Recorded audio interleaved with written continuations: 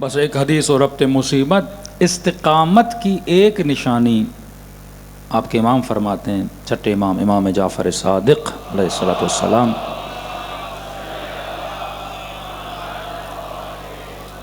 ثم استقاموا، یعنی توحید کا عقیدہ بندے کا مضبوط ہونا چاہیے، اس میں کمزوری نہیں ہونی چاہیے۔ مولا کا صاحب امام کے پاس آیا، بیمار پڑ گیا، کہ مولا بیمار تھا، امام نے کہا ٹھیک ہو گئے، کہا الحمدللہ فلاں حکیم نے مجھے ٹھیک کیا۔ امام نے کہا لا تشرک باللہ، شرک نہ کر، یہ نہ بول مجھے حکیم نے ٹھیک کیا، یہ بول اللہ نے حکیم کو وسیلہ بنا کر مجھے شفا عطا کی۔ بڑا حساس معاملہ ہے، مسبب الاسباب اللہ کی ذات ہے، استقامت رکھ، یہ نہیں کہ دوسرے اسباب کے اندر اتنا گھیر جائے کہ تو اللہ کو بھول جائے۔ یا وجیہن عند اللہ، اس میں کل آؤں گا، 3 الفاظ شیعہ یاد کر لیں، کوئی وہاں بھی آپ کو پھر ٹوک نہیں پائے گا۔ ہم عقیدہ عند کے قائل ہیں، یا وجیہن عند اللہ اشفعی لنا عند اللہ، کہ پروردگارا جب کوئی تیرا بندہ تجھ سے مانگتا ہے تو اس کے گنہگار چہرے کو نہ دیکھ، حسین کے چہرے کو دیکھ، اور صدقہ حسین میں میری شفاعت کر۔ یہ ہے یا وجیہن عند اللہ اشفعی لنا عند اللہ۔ چند اصحاب امام حسین ہیں جن کی جنازوں پہ امام گئے ہیں، کہتے ہیں 7 کے قریب عدد ہے۔ یہ بھی نہیں کہ اپنے سارے بھائیوں کے جنازوں پر مولا گئے، نہیں، عباس علمدار ہیں، جناب حر ہیں، جناب عون ہیں، جناب سلیمان ہیں، ان کے جنازوں پہ امام گئے۔ اگر تیرا عشق حسین سے مضبوط ہے تو حسین بھی تیرا عاشق ہے۔ لشکر یزید کا سپاہی کہتا ہے حسین کا ایک غلام تھا، اب یہ روایت جناب جون کے لیے بھی پڑھی جاتی ہے، لیکن بعض لوگ فرماتے جناب سلیم تھے یا سلمان تھے، نام میں اختلاف ہے، ان کے لیے یہ بھی غلام تھا امام حسین کا، بہت لڑا، کاتب امام حسین تھا، خوبصورت لکھتا تھا، امام حسین اپنے خط اس سے لکھواتے تھے،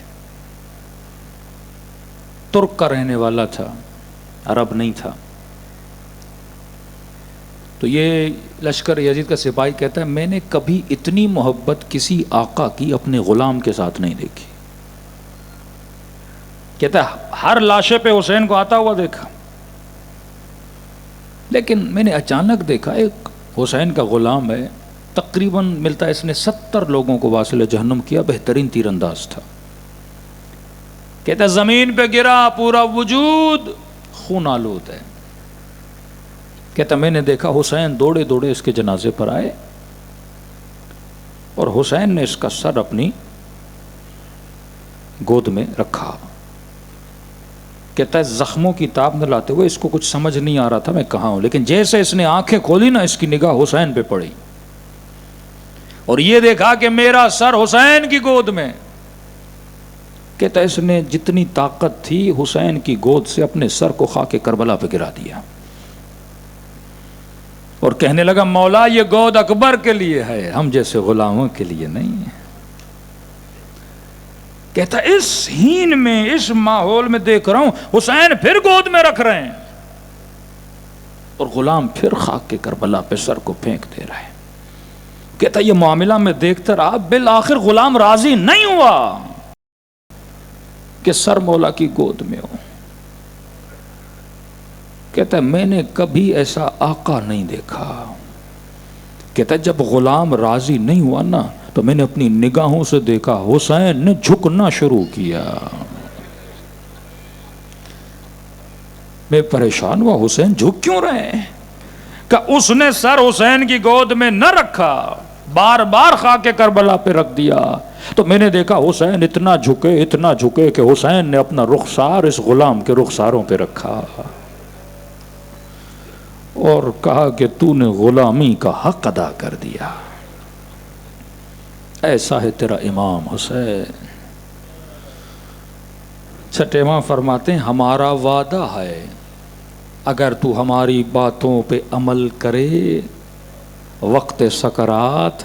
ہم تیرے سرہانے پہ ضرور آتے ہیں۔ بس یہی دعا اگر مجلس میں قبول ہو جائے نا کہ جب روح بدن سے پرواز کرے تو خدا حسین کو ہمارے سرانے بھیجے، اکبر کو ہمارے سرانے بھیجے، شوق اور اشتیاق کے ساتھ پھر روح پرواز کر جاتی ہے۔ فرمائے میرے زائر جو حسین کی زیارت کی تمنا رکھتے ہو،